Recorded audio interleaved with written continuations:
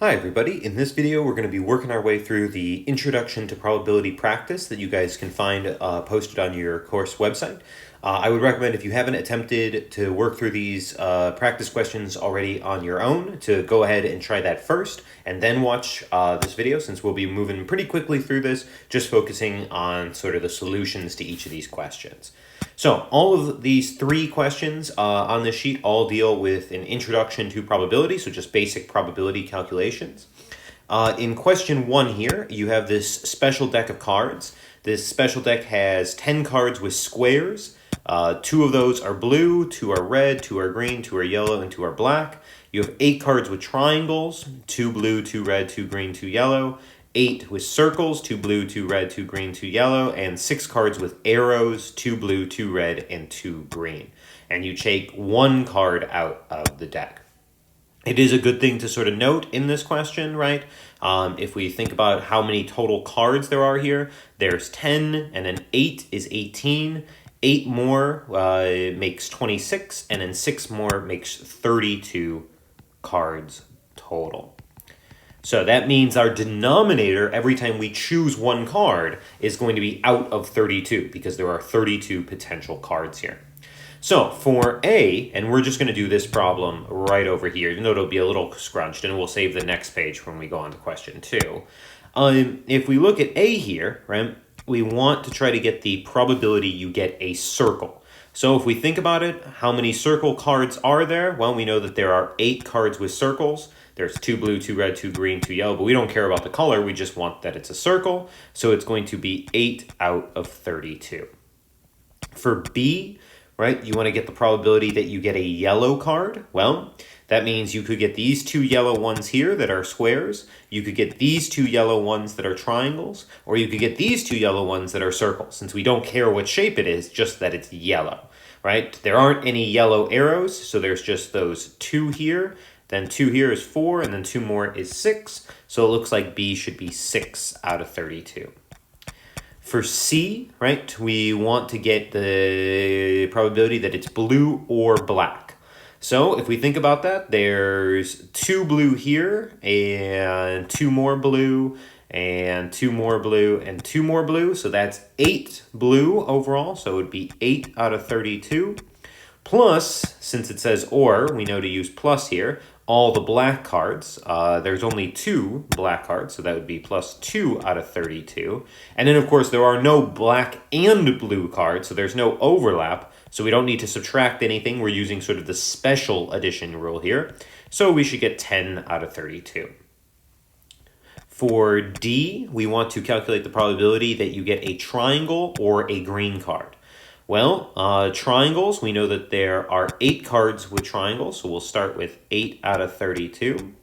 Plus, we want to get all the green cards, so there's 2 green there, there's 2 green there, 2 green there, and 2 green there.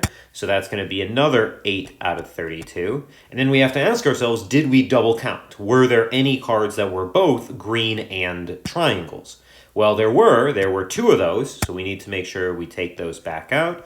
Minus 2 out of 32. Remember, by subtracting that, you're making sure that things that were double counted instead are just counted once, which is how we'd like to count them. Doing all that, that should give us 14 out of 32. Is there another way to arrive at that answer of 14 out of 32? Definitely, right? We could have just been careful while doing our counting. We could have started by counting the triangles, knowing that there were 8 of those, then taking any greens that we didn't already count. So we had 8 there. Then there's 2 greens there, so that would be 10. We would skip the greens that are triangles and go to the greens that are circles. That would be 12. And then the 2 greens for arrows would give us 14 overall. So 2 different ways of arriving at that answer. For E, we're going to do and. Remember that and here means that you have to have both these traits. So we have to see which ones are squares and red. So we know there are 10 cards with squares. Out of those 10 cards with squares, only 2 of them are red. So this would be 2 out of 32. There are only 2 cards out of all 32 that happen to have both traits of being a square and being red. All right, similar to that, we're going to go ahead and do F, right? For F, we can see that we're trying to get an arrow and black.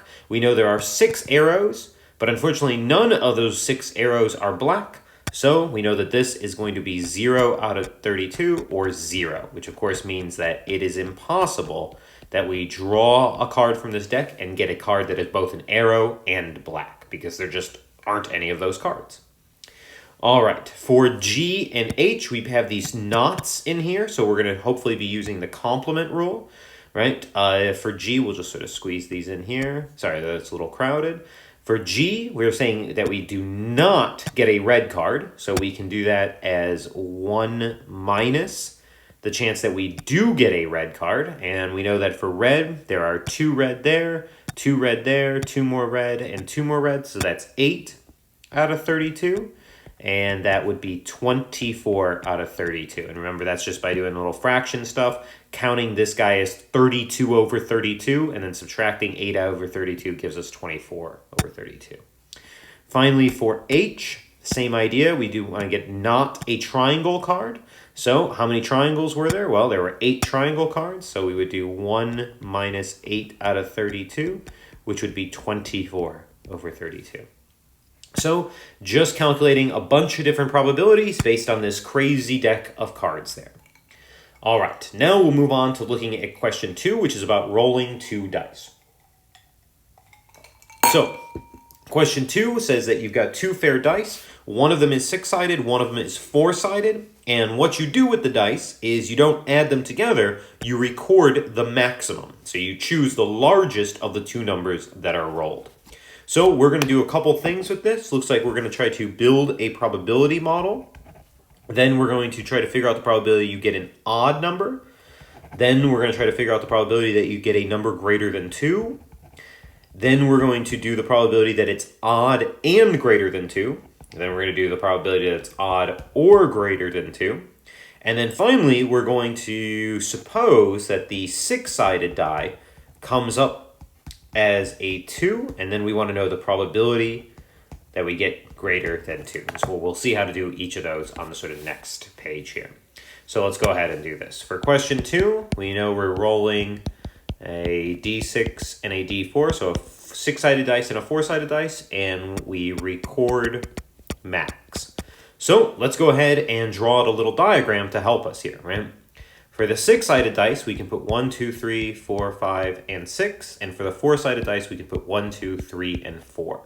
And then we're going to organize our little table. And inside our table, we're going to have 24 different options because there are 6 choices here, 4 choices here, and 6 times 4 is going to give us 24.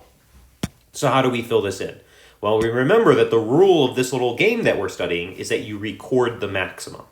So if you roll a 1 and a 1, the maximum, or the largest thing you rolled, is a 1. If you roll a 1 and a 2, then the largest thing that was rolled is a 2. If you roll a 1 and a 3, then the largest thing that was rolled is a 3. Then a 4, and down here would be a 2, a 2, a 3, and a 4. Then a 3, a 3, 3, and 4. And then 4, 4, 4, 4. And then, of course, if you roll a 5 on that 6-sided one, that's going to be bigger than whatever you could roll on the other. So you'll get 5, 5, 5, and then 6, 6, 6. And again, remember, each of these is just the maximum of the 2 things that was rolled. So this 2 is coming from that the biggest thing between 2 and 2 is 2, whereas this 4 is coming from the biggest thing between 3 and 4 is 4. All right. This is nice. It organizes things, but remember, it is not the model. The actual model here would be the list of outcomes and the probabilities. So what sort of outcomes do we see in here? Well, we see that you can get anything from 1, 2, 3, 4, 5, and 6. And these probabilities, like we said, are all going to be out of 24. So it looks like 1 out of 24, then 3 out of 24, then 5 out of 24, 7 out of 24, and then 4 out of 24, 4 out of 24. How are we getting those? Well, just simply by counting. How many 1s are there? There's 1, 1, so 1 out of 24. How many 2s? There's 1, 2, 3 out of 24. How many 3s? Well, there's 1, 2, 3, 4, 5, etc. Remember, we don't count these things out here because those are what happened on the individual dice. Only the things inside the table, right in here, actually count. How do I know that this is a valid probability model? Well, all the things here are between 0 and 1, and if you add them up, 1, 4, 9, 16, 20, 24, 24 out of 24 is equal to 1. So it satisfies the two things that a probability model must satisfy. All right, let's use this to calculate some other things, right? So let's get the probability that you get an odd. Well, which of these are odd? It would be 1, 3, and 5. So it looks like that would be 1 out of 24, plus 5 out of 24, and then plus, what is that, 4 out of 24 there? Yep, so for the 1, it was this guy, then the 5, and then the 1 out of 24, the 5 out of 24, and the 4 out of 24. Yep, there we go. So that gives us 10 out of 24. So the chance that in this little game you end up getting an odd number is 10 out of 24.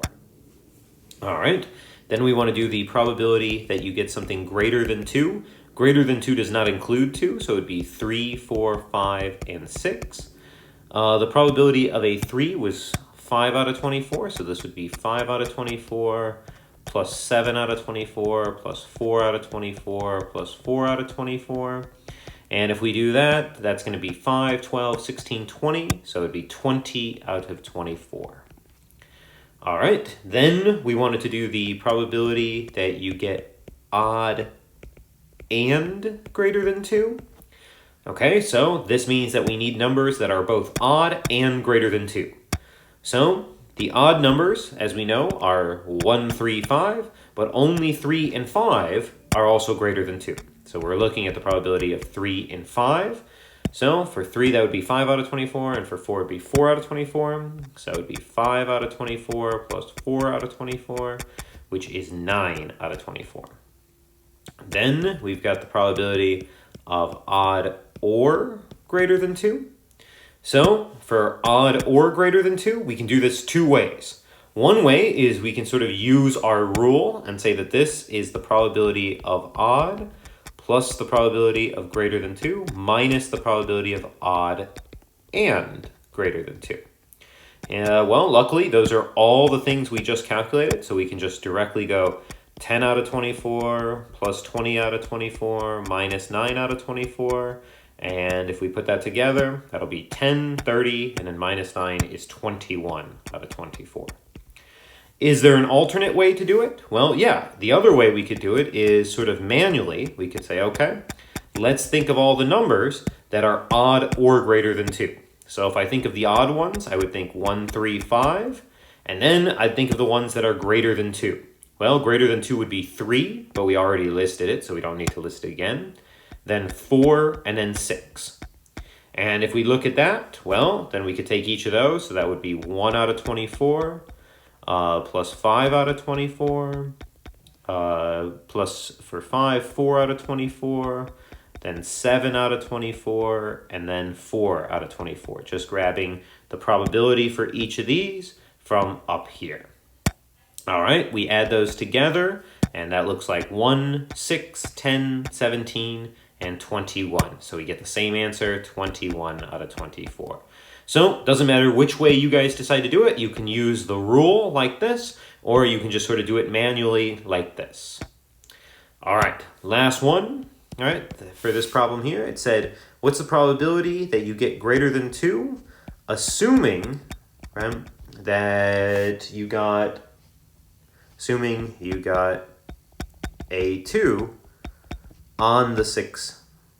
Let me rewrite that so that's a little clearer there. Sorry about that. We'll just go back a little. Okay, let's give ourselves a little bit more space. This one says, what's the probability that you get greater than a 2 given you rolled a 2 on the 6-sided dice?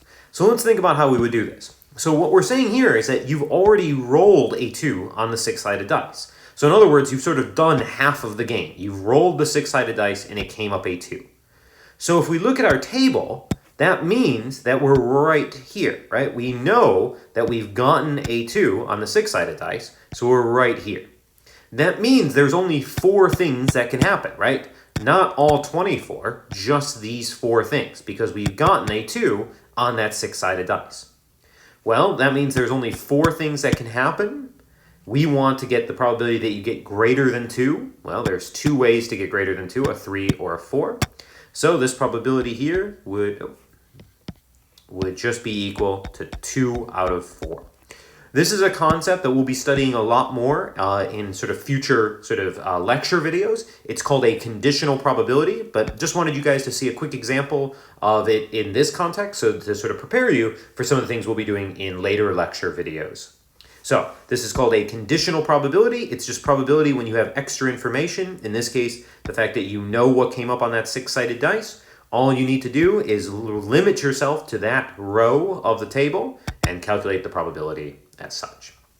All right, we had one more example on this practice sheet. So on this guy here, we've got that El Camino is interested in studying how many math classes students end up completing by the time they graduate. So El Camino conducts this large study at the next graduation. They ask all the graduating students the following question: how many math classes did you successfully complete at El Camino College? And they get this data where you have the number of math classes completed and then these probabilities. This, of course, would be what we referenced in the lecture videos as a discrete probability model or a discrete random variable. The first thing that we're going to try to do is fill in the missing value for this table, and then we're going to draw the probability histogram, calculate the mean and standard deviation, calculate a probability here, and then do a little interpretation. So let's think about this missing value here. How would we figure out this missing value? Well, we know that if this is going to be a probability model, all these things have to be between 0 and 1, which they definitely are, and they all have to add up to exactly 1. So we know that these things have to sum up to 1. So we can figure out what goes in here by just taking 1 and subtracting everything else. So we're going to do 1 minus 0.04 plus 0.11 plus 0.39 plus 0.18 plus 0.17 plus 0.01. We're going to total up all those things. Let's go ahead and do that. So 0.04 plus 0.11 plus 0.39 plus 0.18 plus 0.17 plus 0.01. That looks like we're going to get 1 minus 0.9, which means that we should get 0.1. So this missing value here, right, if we go ahead and do that, should be 0.10 or 0.10. And then we can do a quick check and make sure these really do sum up to 1. So 0.04 and 0.11, that's 0.15, plus 0.39, that sounds like 0.54, then plus 0.18, that's 0.72, plus 0.17, that's 0.89, plus 0.10, that's 0.99, plus 0.01, that is indeed 1. So we filled in the sort of missing value here, and that would be all we need to do for part A. Let's go ahead and draw ourselves a probability histogram for this real quick. So the probability histogram, remember, we know that that means that the probabilities go here. Lowest probability was like 0.01 and highest was 0.39, so we'll just go by 0.05. There's 0.05, 0.10, 0.15, 0.20, 0.25, 0.30, 0.35, 0.40. So we'll just label those. All right. So we've got our probabilities. Remember then the number of math classes completed would go here. Looks like we had, 1, 2, 3, 4, 5, 6, 7 different values. So we'll need sort of 7 different sections. That's 1, 2, 3, 4, 5, 6, and 7. And then remember that when you go to label these values, label in the middle here. So this will be 0, 1, 2, 3, 4, 5, 6. And that's all we need there. Okay, so let's draw our bars. For 0, it would be 0.04. So it looks like we're right about there. Then we had 0.11, so somewhere sort of up there. Then 0.39, so it looks like we'd be all the way up there. All right, then 0.18, so it looks like somewhere right there.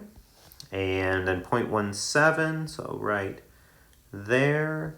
And then 0.10, so right there. And then 0.01, so way, way down there. And of course, we can fill in 0.04, 0.11, 0.39, 0.18, 0.17, 0.10, and 0.01.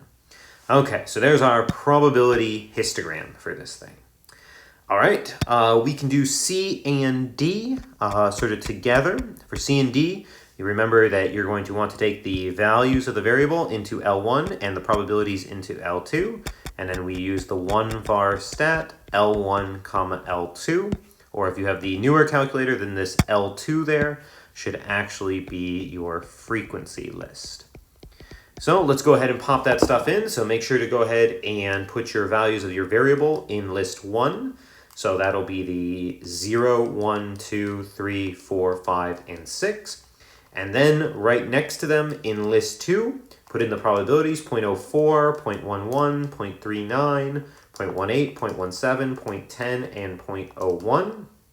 Then do stat calc 1 var stats. Make sure to put on a frequency list if you have the slightly newer calculator, or if you have the older one, manually type in 1 var stat L1 comma L2.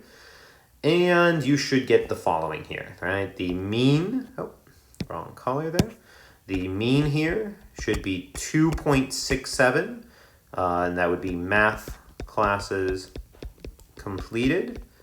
And it looks like the standard deviation, remember, you know you've done this right. If the sample is blank and you can only use the population, would be 1.32 math classes completed. Okay, so there we go. We're going to calculate a quick probability here. For E, we want to get the probability that they completed at least 2. So probability at least 2. So what does at least 2 mean? Well, that would mean that they did 3, 4, 5. Oh, at least 2 does include 2, so we should include that. At least 2 would be 2, 3, 4, 5, and 6. Obviously, you are welcome to just add up the probabilities of 2, 3, 4, 5, and 6. If you want to use a little bit of a shortcut, you can use the complement and do 1 minus the probability of whatever outcomes are not on this list. This had 2, 3, 4, 5, and 6, so you would just use 0 and 1. And then, of course, that's a little bit faster because that would be 1 minus 0.04 plus 0.11, which should give you 1 minus 0.15, which is 0.85. Is that the same as if we just manually count these up? Well, let's check. Starting from 2 would be 0.39 plus 0.18. That sounds like it should be 0.57. Then plus 0.17, that would be 0.74. Plus 0.10 would be 0.84. Plus 0.01 would be 0.85. We get the same thing, whichever way you prefer. All right, finally, we've got this part F here that's a little interpretive. It says that a researcher looks at the data and makes the following claim. According to the data shown, 4% of graduating El Camino students never take a math class. And we ask ourselves, is this claim justified? So where is this 4% coming from? Well, they are looking at the 0 classes completed and saying 0.04 as a percentage is 4%. So this certainly matches 4%, but you've got to think about the sort of question or variable that was being analyzed here. The researcher is claiming that they never took a math class, but the variable that was studied is math classes completed. So this is not a valid interpretation, right? What we would say here is we would say 4% of ECC students never completed a math class, but completed is not the same as taken. So unfortunately, somebody making this claim here and saying that 4% of El Camino students never take a math class, they would be incorrect in saying that, right? All we are able to say, according to the data we have here, is that 4% of ECC students never complete a math class. But again, completing and taking them are two different things there.